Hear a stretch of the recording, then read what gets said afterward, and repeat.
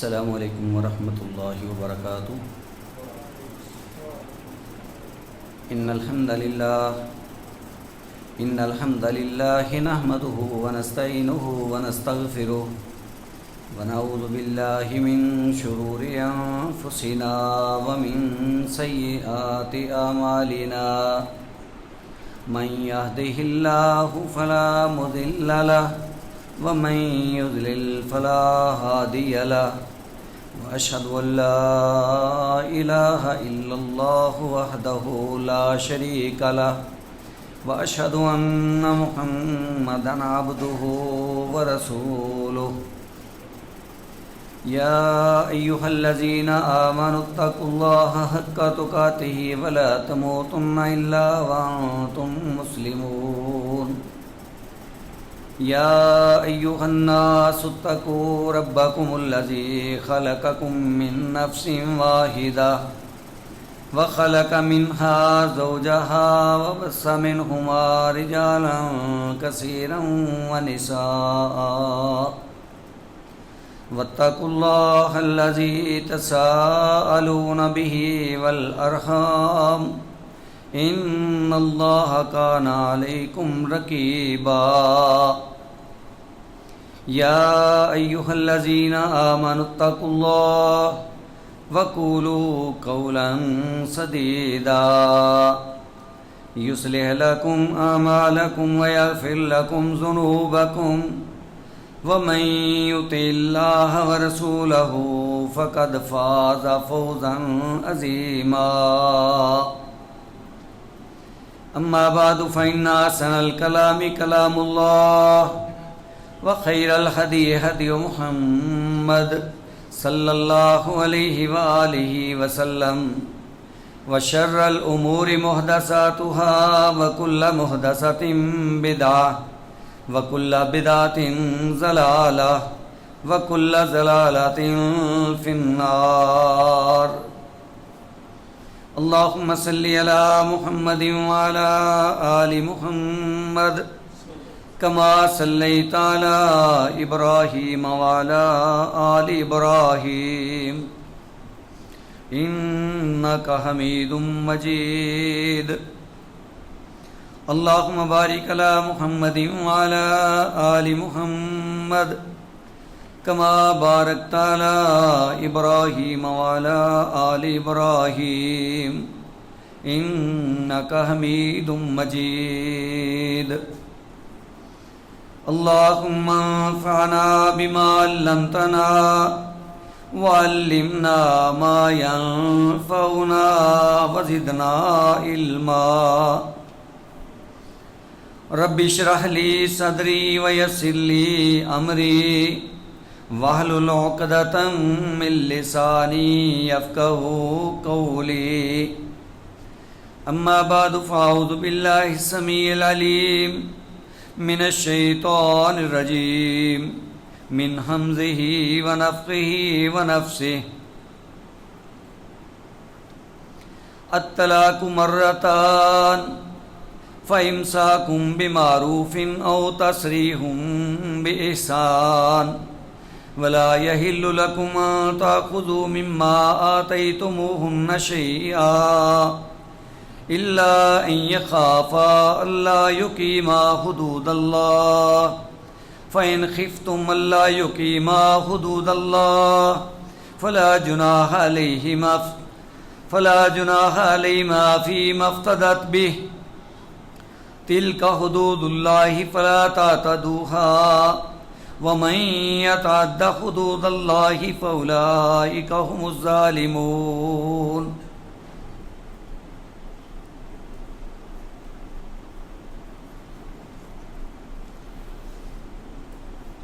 اللہ سبحانہ و تعالیٰ نے ہم انسانوں کی رہنمائی کے لیے بڑا جامع اور خوبصورت انتظام فرمایا ہے۔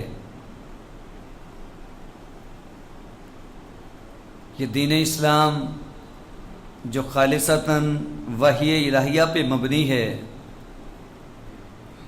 جس کو ہم قرآن و سنت کے نام سے، قرآن و حدیث کے نام سے یاد کر سکتے ہیں، یقیناً ہمارے لیے قیمتی سرمایہ ہے، قیمتی ہدایات ہمارے لیے موجود ہیں۔ ہماری اخروی زندگی یعنی ہماری جنت بنانے کے لیے ایک بہترین فارمولہ ہے، لیکن یہ بات بھی بولنے والی نہیں ہے کہ اس دنیا کے اوپر رہ کر کے بھی اگر ہمارے خوبصورت لمحات گزر سکتے ہیں تو وہ بھی صرف اسی تعلیم کے ذریعے سے گزر سکتے ہیں۔ گویا دین اسلام دنیا اور آخرت کے لحاظ سے ایک خوبصورت نظام فطرت ہے، ایک ایسا ضابطہ حیات ہے جس کے ذریعے سے ہم بڑی ہی اچھی اور خوبصورت کامیابی حاصل کر سکتے ہیں۔ پچھلے خطبہ کے اندر بھی میں نے عرض کیا کہ ہمارا دنیوی زندگی کا سسٹم ایک معاشرے کے اوپر قائم ہے۔ جس انداز سے آپ کو خوبصورت انداز سے ملے گا یہ معاشرہ، اسی طریق سے آپ کو خوشحال زندگی ملے گی۔ اور اس معاشرے کا اہم ترین جز وہ یوں سمجھ لیجئے ایک خاندان ہے، ایک گھریلو سلسلہ ہے، ایک میاں بیوی کی زندگی ہے۔ تو جب ہر گھر اور ہر فیملی خوشحال ہے، اچھے طریقے سے گزر اوقات چل رہا ہے، تو آپ کا معاشرہ خوشحال ہے، معاشرے کے اندر سے پریشانیاں ختم ہو جائیں گی۔ اب ایک بہت اہم پہلو جس کی بنیاد پہ معاشرے کے اندر خلل پیدا ہوتا ہے، گھر کے اندر زندگی مشکل ہو جاتی ہے، لوگ پریشانی کا شکار ہو جاتے ہیں، وہ ہے طلاق کا معاملہ۔ طلاق یہ لفظ آپ نے عام سنے ہے، اور یہ معاملات اکثر ہمارے معاشرے میں چلتے رہتے ہیں، اگرچہ کم ہوتے ہیں لیکن ہوتا تو ہے۔ لیکن آپ اور میں اگر ہم اس بات کو بخوبی سمجھ لیں کہ ہمارا دین اس طلاق کے معاملے میں کیا رہنمائی کرتا ہے اور اس کے مطابق ہم چلیں یا دوسروں کو یہ باتیں سمجھانے میں کامیاب ہو جائیں، تو میرے خیال میں اتنی یہ کامیابی ہوگی ہمارے لیے کہ اس کے ذریعے سے بہت زیادہ خوشحالی ہمارا مقدر بن سکتی ہے۔ زیادہ تر پریشانیاں اسی لیے ہیں کہ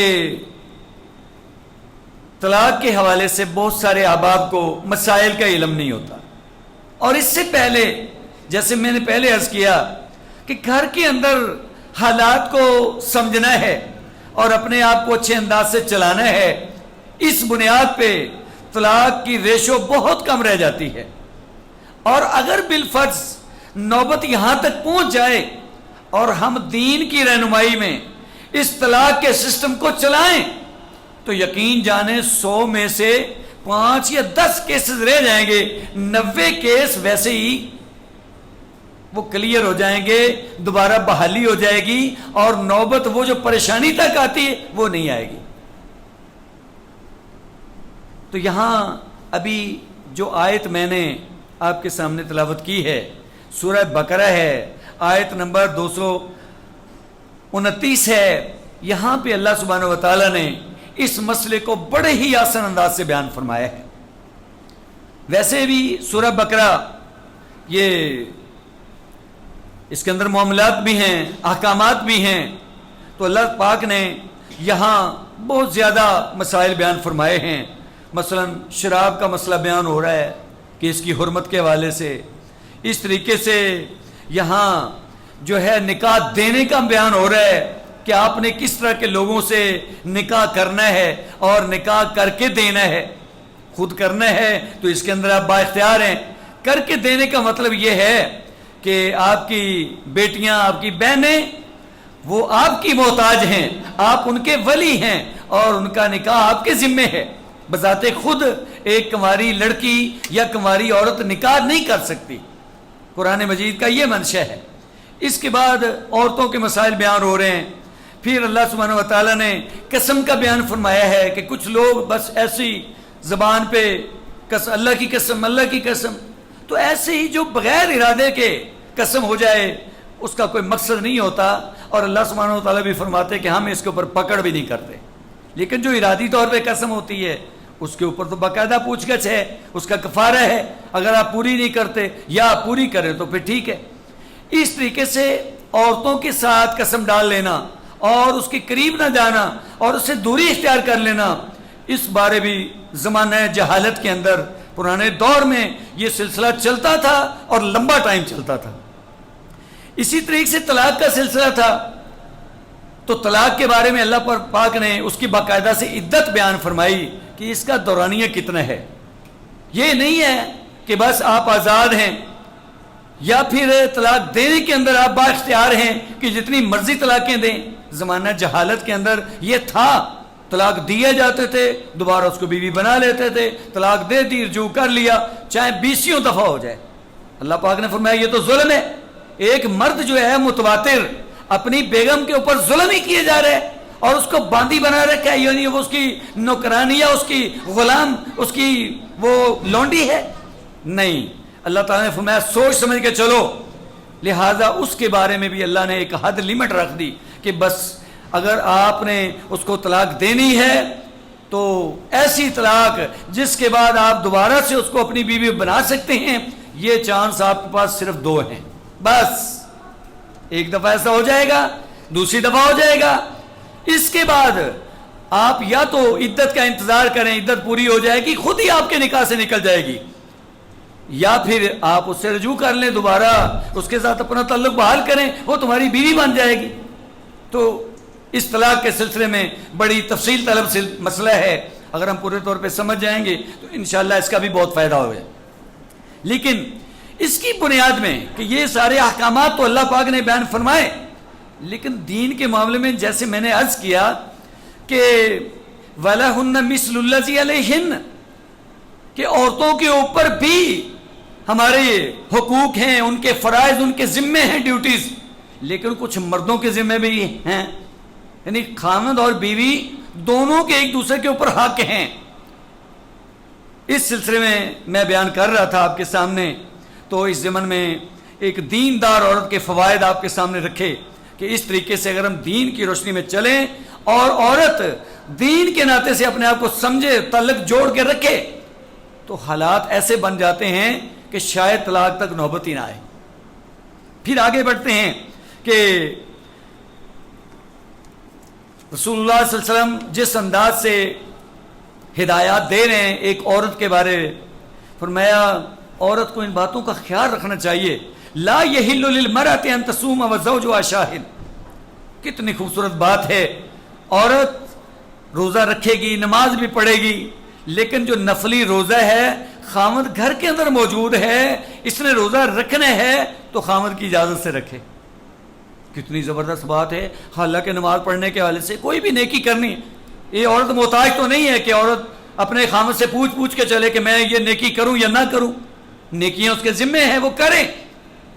لیکن روزے جیسا قیمتی عمل اللہ کے رسول فرماتے ہیں بیوی کو جائز نہیں ہے کہ خامد اس کا گھر پہ موجود ہے اور اس کی اجازت کے بغیر روزہ رکھے. دیکھیں روزے جیسا عمل، نیکی کا کام خامد سے پوچھ کے، یہاں تک سلسلہ ہے.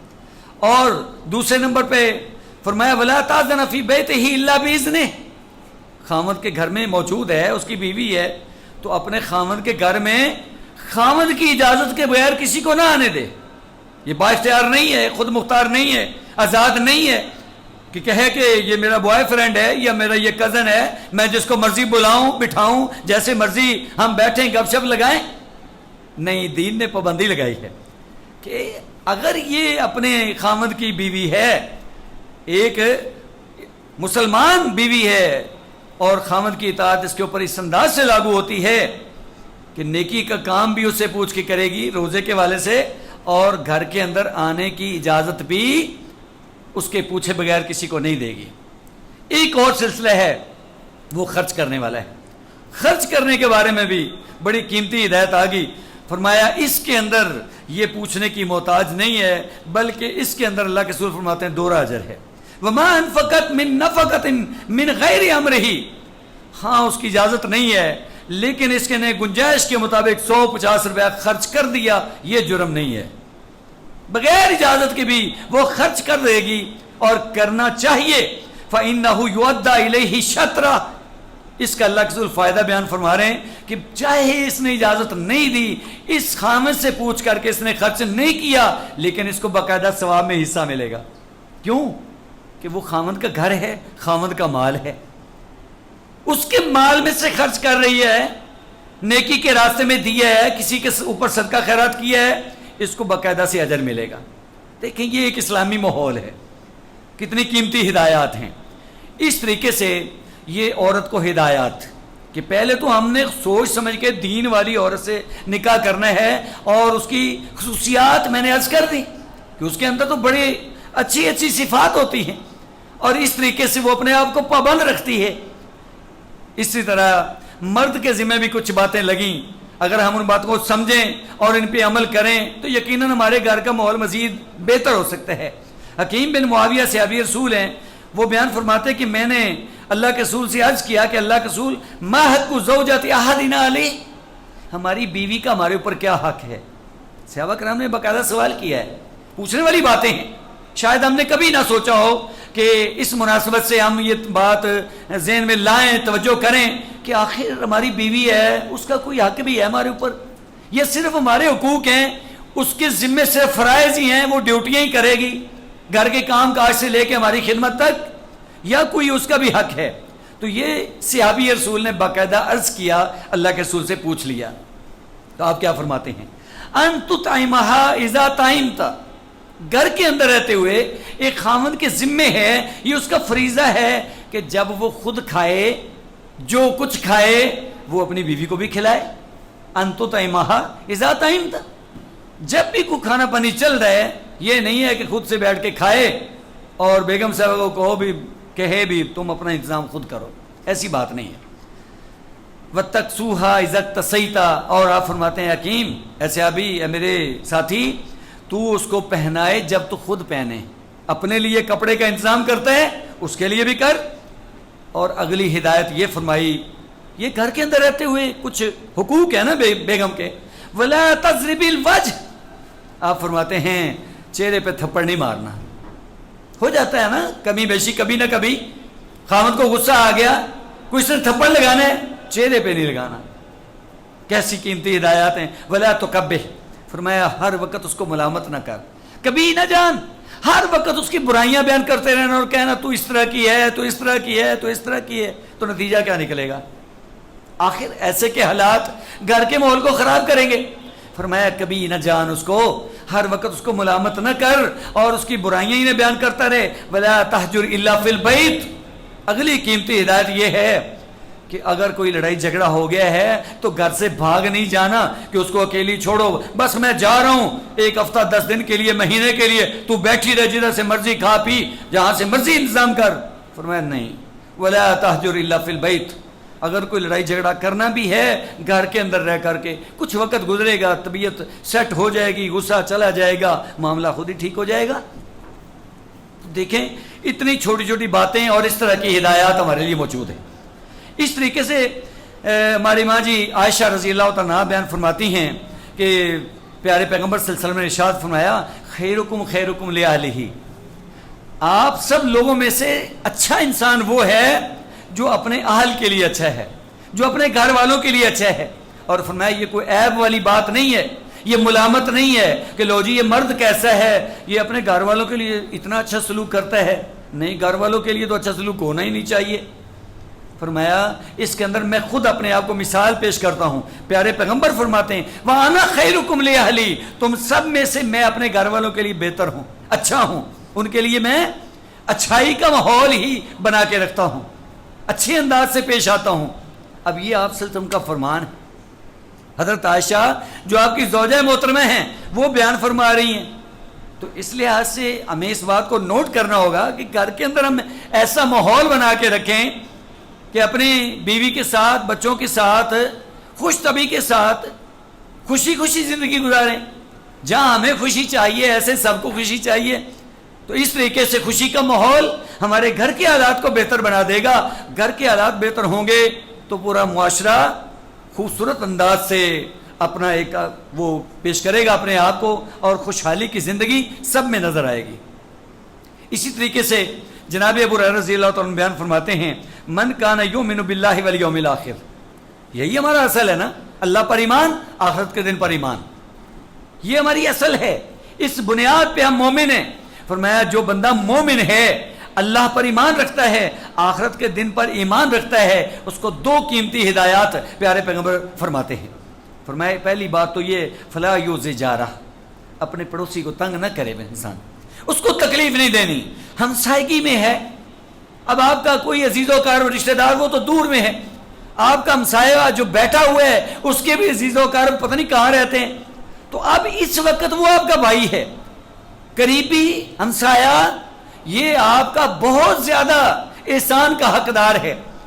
حسن سلوک اور تعلق داری اور اس کے ساتھ لین دین کرنا، حتیٰ کہ پیارے پیغمبر کیا کیا کرتے تھے، آپ فرماتے ہیں کہ سالن بنانا ہے، تھوڑا سا پانی زیادہ کر لو، شوربہ بڑھا لو اور ہمسائیگی میں بھیج دو، یہ توفتاً، یہ پرانا سسٹم ہے۔ شاید ہمارے ہاں بھی ایسے ہوا کرتا تھا، لیکن آج کل چونکہ حالات بہت تیزی سے ترقی کر رہے ہیں اور ہم ترقی یافتہ قوم بن گئے، لہٰذا ایسے ہو نہیں سکتا۔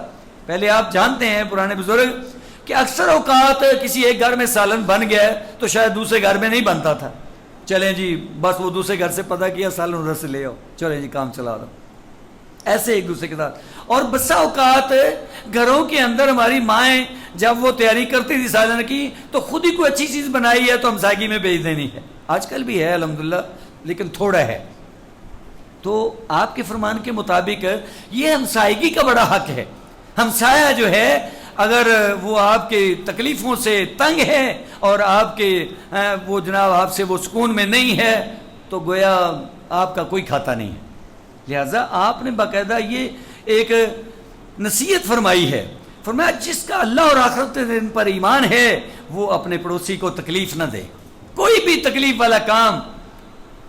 حالانکہ ہم تو بہت زیادہ ایسی حرکتیں کر جاتے ہیں کہ اپنے گھر سے کوڑا نکالا یا کوئی ایسا کوئی پانی کا سلسلہ، مطلب ہے بھی ہمسائے کا خیال نہیں کرنا کہ کسی بات کی اس کو تکلیف نہ ہو، بلکہ کوشش کرنی ہے کہ میں اپنے گھر کی صفائی کر لوں، کوڑا اس کے آگے رکھ دو، یا کوئی کسی بھی لحاظ سے وہ ہم دوسروں کی خیر خواہی کرنا یا اس کا خیال رکھنا، یہ ہمارے ذہن میں نہیں ہوتا۔ دوسرے نمبر پہ آپ کیا فرماتے ہیں، وَاسْتَوْصُوا بِالنِّسَاءِ خَيْرًا، اور اپنی بیگمات کے ساتھ اچھا برتاؤ کرو، ان کے ساتھ اچھا رویہ اختیار کرو۔ وَاسْتَوْصُوا، نصیحت حاصل کرو، وصیت قبول کرو، بالنساء، عورتوں کے بارے میں، کس چیز کی، خیرن، خیر کی، خیر کے بارے میں۔ فرمایا مجھ سے یہ بات لے لو، پلے باندھ لو کہ اپنے گھر کے اندر اپنی بیگمات کے ساتھ آپ نے اچھا سلوک کرنا ہے۔ مزید صحیح بخاری کی حدیث ہے، جناب ابو ہریرہ رضی اللہ تعالیٰ عنہ بیان فرما رہے ہیں، فرمایا فَإِنَّهُنَّ خُلِقْنَ مِنْ ضِلَعٍ، یہ پسلی سے پیدا ہوئی ہیں۔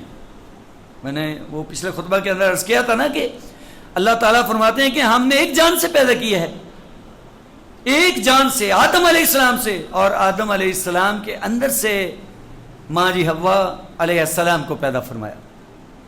تو پیارے پیغمبر وضاحت فرما رہے ہیں، فرمایا یہ پسلی سے پیدا ہوئی ہیں، وَإِنَّ أَعْوَجَ شَيْءٍ فِي الضِّلَعِ أَعْلَاهُ، اور پسلی کے اندر سب سے ٹیڑھا حصہ سب سے اوپر والا حصہ ہوتا ہے۔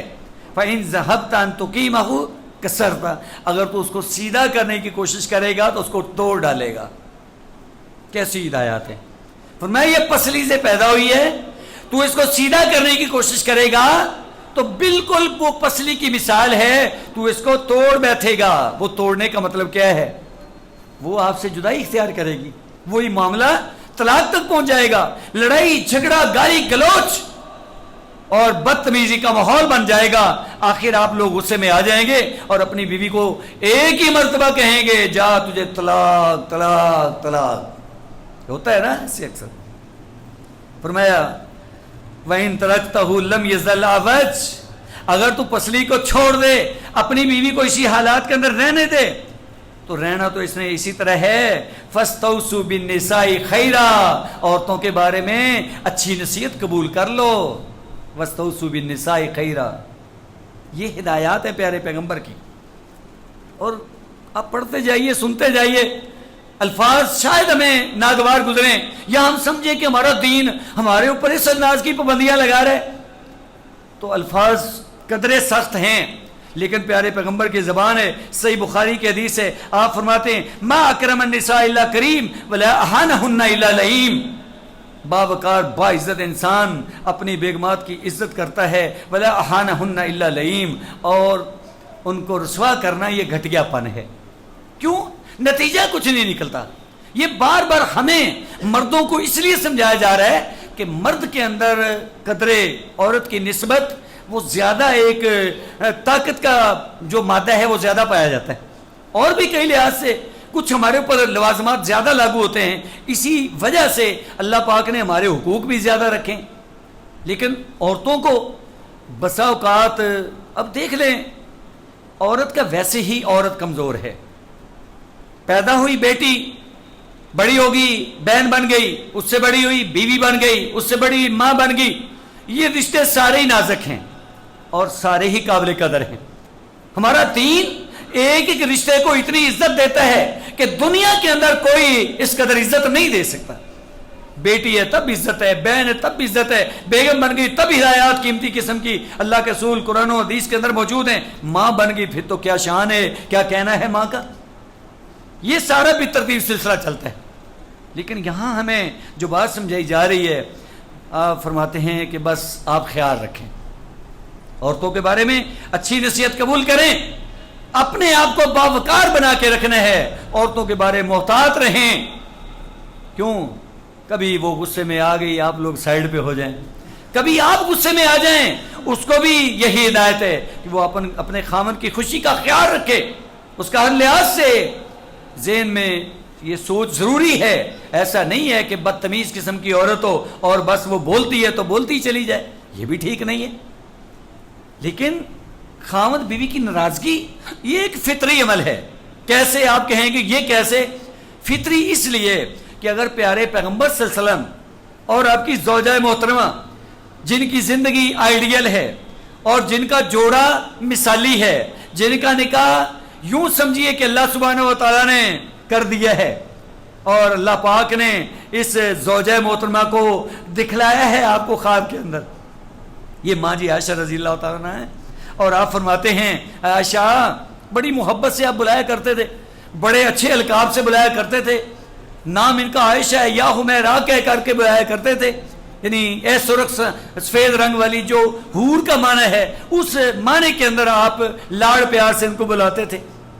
یہ جناب صدیق رضی اللہ عنہ کی بیٹی ہے، یہ گھرانہ ہی ایسا ہے، ان کا شان اور مقام بڑا اونچا ہے۔ یہ وہ ماں جی عائشہ ہیں جن کی عزت اور عفت کے حوالے سے 18 آیتیں اللہ پاک نے سورہ نور کے اندر نازل فرمائی ہیں۔ تو یہ اتنی قیمتی آپ کی بیوی، ان کا بھی آپس میں کچھ نہ کچھ ہو جاتا ہے، کسی کمی بیشی۔ تو آپ پوچھیں گے کیسے؟ آپ خود فرما رہے ہیں اے عائشہ انی لعالم اذا کنت انی راضیتا و اذا کنت انی علی غضبا، اے عائشہ جب تم مجھ سے خوش ہوتی ہو اور جب تم مجھ سے پہ ناراض ہوتی ہو تو مجھے پتہ چل جاتا ہے۔ یہ اللہ کے رسول فرما رہے ہیں۔ اب اس کا مطلب یہ ہوا کہ ماں جی عائشہ رضی اللہ تعالیٰ عنہا بھی اکثر تو آپ پہ خوشی ہوتی تھی لیکن کبھی کبھی ناراضگی کا اظہار بھی کر لیتی تھی۔ یہ ایسا ممکن ہے، یہ ہو جاتا ہے، ہمارے بھی ہوتا ہے ضرور بھی ضرور۔ لہذا اس کے اندر پھر آپ کیا کرتے تھے؟ لازمی بات ہے آپ تو پھر ہمارے لیے مثالی شخصیت ہیں۔ تو لیکن یہاں پہ ماں جی نے ایک سوال کر لیا، قالت فقلت من این تعرف ذلک، ماں جی فرماتی ہیں کہ میں نے پوچھ لیا کہ میرے سرتاج مجھے بتلائیے تو صحیح، یہ آپ نے جو آج بات کہی ہے کہ عائشہ مجھے پتہ چل جاتا ہے جب تم مجھ سے راضی ہوتی ہے، مجھے وہ بھی حالات میرے سامنے آ جاتے ہیں جو تم مجھ سے ناراضگی کے انداز میں ہوتی ہے، تو کیسے آپ کو پتہ چلتا ہے؟ تو آپ فرماتے ہیں عائشہ جب تو مجھ سے خوش ہوتی ہے نا، جب تو کوئی بات کرتی ہے تو کہتی ہے لا و رب محمد، نہیں ایسی بات نہیں ہے، رب محمد کی قسم ہے، یعنی تم میرا نام لیتی ہو، رب محمد کہہ کر کے بات کرتی ہو، اور جب تم مجھ سے ناراض ہوتی ہو نا تو تم کیا کہتی ہو؟ لا و رب ابراہیم، نہیں رب ابراہیم کی قسم ہے مجھے، یعنی وہ آپ حالانکہ قسم اٹھا رہی ہے نا، بات کر رہی ہیں. تو آپ یعنی گویا جب کہتی ہیں نا رب محمد میرا نام لیتی ہو تو میں سمجھتی ہوں کہ بالکل تم فٹ ہو, خوش باش ہو. جب تم ناراضگی کے انداز میں بات کرتی ہو پھر تم یہ کہتی ہو لا ورب ابراہیم. تو یہ ہمارے پیارے پیغمبر ہیں, یہ ہماری ماں جی محترمہ سیدہ طاہرہ مطہرہ عائشہ رضی اللہ تعالیٰ عنہا ہیں. اب ان سے بڑھ کے تو کوئی ہو نہیں سکتا, لیکن ناراضگی کا عمل جاری ہے. اس لیے ناراضگی میں نے عرض کیا یہ فطری بات ہے, یہ ہو سکتی ہے.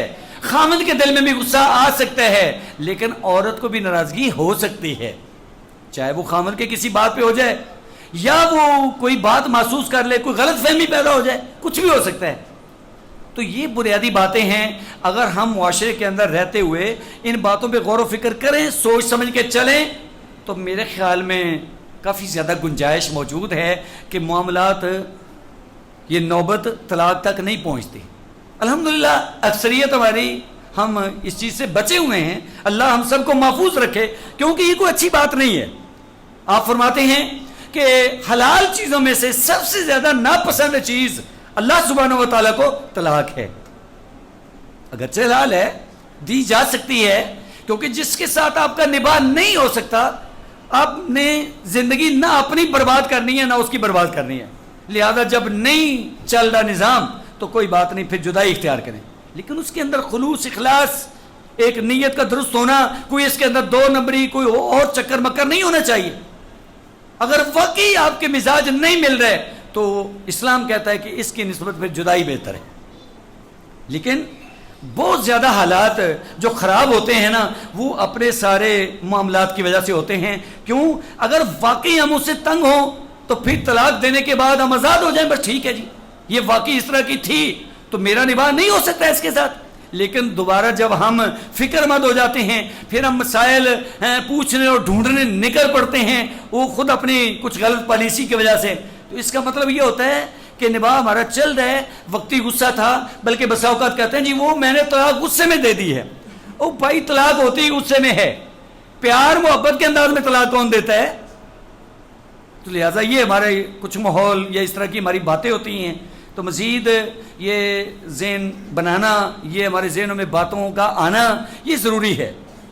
امید ہے انشاءاللہ ہمارے حالات ایسے ہی ہوں گے, ہم خوشحالی والی زندگی ہی گزار رہے ہوں گے, ہم اپنے گھروں کے اندر حالات کو بہتر ہی رکھے ہوئے ہوں گے. لیکن میرا گزارش کرنے کا مقصد یہ ہے کہ ہمارا دین یہ قیمتی رہنمائی ہماری کر رہا ہے, تو ہمیں اگر ہمارے اندر کوئی کمی بیشی ہے تو اپنی کمی کو دور کرنا چاہیے اور ان ہدایات کو دل کی خوشی کے ساتھ قبول کرنا چاہیے, کیونکہ یہ اللہ اور اس کے رسول کا فرمان ہے اور اللہ سبحانہ و تعالیٰ نے یہ ہمارے ذمہ رکھا ہے. فرمایا وَلَهُنَّ مِثْلُ الَّذِي عَلَيْهِنَّ, کہ میرے بندے ان کے بھی حقوق ہیں جیسے تمہارے حقوق ہیں. وَلَهُنَّ مِثْلُ الَّذِي عَلَيْهِنَّ, جیسے ان کے اوپر فرائض ہیں یعنی تمہارے حقوق ہیں, ایسے ان کے بھی تمہارے اوپر کچھ حقوق ہیں.